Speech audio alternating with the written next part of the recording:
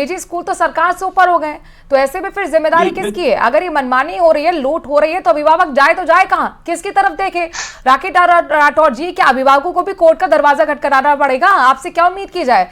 आपने गाइडलाइंस बनाई बधाई के बाद, लेकिन क्या देर नहीं करती? सेशन स्टार्ट हो चुका है मैडम। देखिए मनोराज, सबसे पहले तो मैं आपकी जानकारी को दुरुस्त कर दूं कि ये जो आदेश निकले थे ये 14/5/2024 को निकले थे। जिस तरह से हमारे सभी नेता जो योजनाएं सरकार की होती है उसको समय समय पर ट्वीट करके या सोशल मीडिया के माध्यम से अवेयरनेस के लिए, जन जागरण के लिए देते हैं, वैसा ही ट्वीट आदरणीय मंत्री जी ने कल किया। मेरे पास उस आदेश की कॉपी भी है मनोराज, अगर आप चाहेंगे तो मैं आपको भेज देती हूं इसको। 14/5/2024 को ये आदेश निकाले थे। ध्येय एक ही था कि किस तरह से अभिभावक, पेरेंट्स को प्रॉब्लम ना हो, बच्चों को प्रॉब्लम ना हो, और निजी स्कूल भी हमारे कोई दुश्मन नहीं है। वो हमारे बच्चों को अच्छी शिक्षा देने में काम करते हैं और उनको किस तरह से एक स्ट्रीमलाइन तरीके से हम लोग काम कर सके, इसका प्रयास किया गया। तो मुझे लगता है, मैं सुन नहीं पाई यशवर्धन जी क्या बोला उन्होंने, लेकिन इनको कोई अधिकार नहीं है बोलने का जिस तरह से बंटाधार 5 साल के अंदर स्कूलों में किया। क्योंकि मैं कुछ लेकर भी आई हूं, बच्चियों का स्कूल ड्रॉप जो है वो सबसे मैक्सिमम रहा हमारे राजस्थान के अंदर, और ये 2022 की तस्वीर है जब 18 में इनकी सरकार आ गई थी। 4 साल का समय निकल चुका था। 7560 स्कूलों के अंदर सिर्फ एक शिक्षक था, बच्चे किससे पढ़ेंगे, क्या करेंगे, ये स्थिति थी। जब इस तरह से गर्त में आते हुए कोई शिक्षण प्रणाली किसी को मिलेगी तो निश्चित तौर पे कुछ समय लगेगा उसको ठीक करने के लिए। और मैं तो धन्यवाद देना चाहूंगी और साधुवाद देना चाहूंगी मंत्री जी को कि उन्होंने लगातार जो दिशा निर्देश है लोगों को मालूम चले, लोगों को अधिकार मालूम चले कि उन्हें क्या क्या अधिकार है, और इसीलिए इस तरह का एक पोस्ट जो है उनके द्वारा किया गया।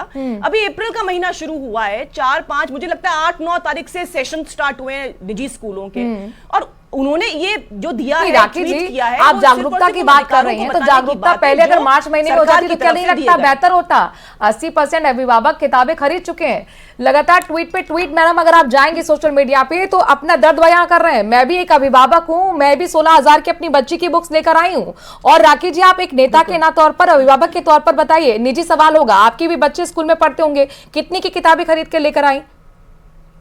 बिल्कुल, आपने बहुत अच्छा काम आपने किया, क्योंकि मैं इस बार जब मेरे बेटे के स्कूल में गई तो उन्होंने मुझे कहा कि आपको उसके पास फिजिक्स, केमिस्ट्री, मैथ से आप बाहर किसी भी शॉप से एनसीईआरटी की किताब खरीद लीजिए।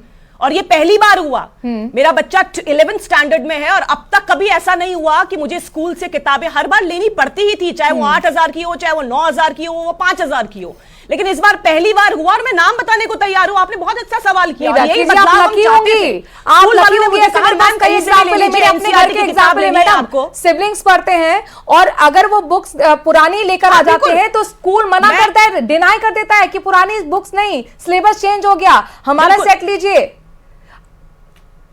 ये हो रही है स्थिति, ये है हकीकत। बिल्कुल मनोराज, आप बिल्कुल ठीक कह रही हैं। ऐसा मैंने ये नहीं कहा है कि 100%। आपने मुझसे पर्सनल सवाल पूछा इसलिए मैंने पर्सनल बात कर दी कि मेरे बच्चे के लिए तो इस बार मैंने एनसीईआरटी की किताब जाके किसी भी शॉप से, जो मेरे क्षेत्र में शॉप थी, उससे एनसीईआरटी की किताब खरीद ली।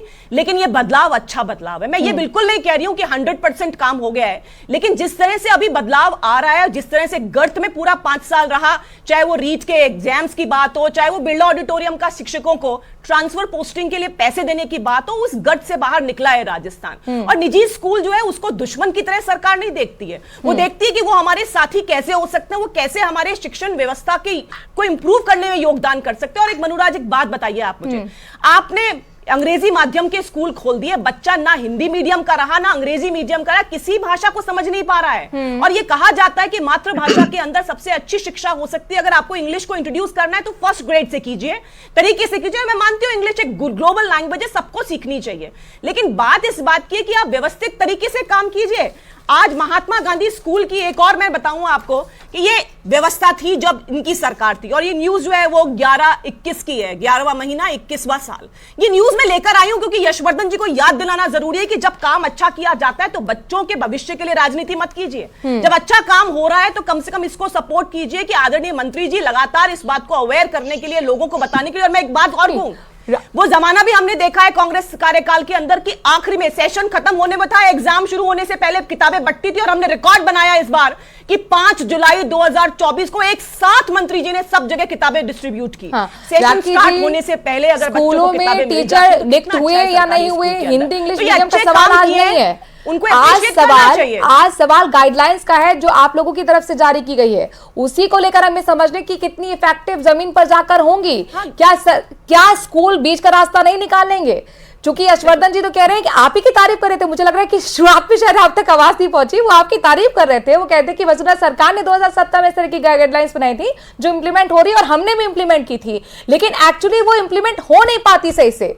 कहीं ना कहीं स्कूल अपनी मनमानी कर लेते हैं। तो अगर कर लेते हैं तो उसके लिए आपने, जब आपको पता है कि आखिरकार ये प्रॉब्लम है, तो उस प्रॉब्लम का सोल्यूशन सरकार क्यों नहीं ढूंढ पा रही? सवाल यहां पर है, डिबेट का सेंटर पॉइंट ही मैडम ये है। बिल्कुल, देखिए अगर सवाल का जवाब नहीं ढूंढना होता, इस प्रॉब्लम का सोल्यूशन नहीं ढूंढना होता, तो पिछले साल गाइडलाइंस नहीं आती। उन गाइडलाइन में स्पष्ट लिखा हुआ है कि किताब 3 दुकानों पर मिलनी चाहिए, यूनिफॉर्म जो है वो 5 साल चेंज नहीं होनी चाहिए, जो टीम है आपकी उसमें 5 अभिभावक होने चाहिए जिससे कि उनकी ग्रीवेंसेस भी सुने स्कूल। तो आप ये देखिए कि जिस तरह से गाइडलाइन बनाई गई है वो एक नवाचार है। वो नवाचार के बाद हम लोग काम शुरू कर रहे हैं और एक बहुत अच्छी चीज है कि प्राइवेट स्कूल्स भी इसमें हमको कोऑपरेट कर रहे हैं। मैं इस बात को गारंटी से कह सकती हूं कि 80% प्राइवेट स्कूल्स ने इस बात को माना है। हाँ, गुंजाइश है, काम करने की आवश्यकता है और उसमें लगातार काम करेंगे। और मैं तो विपिन जी से भी रिक्वेस्ट करूंगी कि पॉजिटिव लाइए।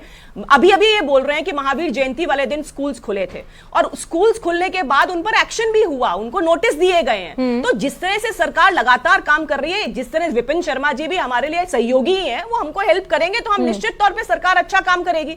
और जब स्कूल्स की हम बात करते हैं तो एक समग्र शिक्षा की अगर बात करूं तो गवर्नमेंट स्कूल भी इंपॉर्टेंट है और निजी स्कूल भी इंपॉर्टेंट है। इसीलिए मैंने निजी स्कूल्स की भी बात की। जब हम टोटलिटी में बात करते हैं तो सबकी बात करनी पड़ेगी मनु हमें।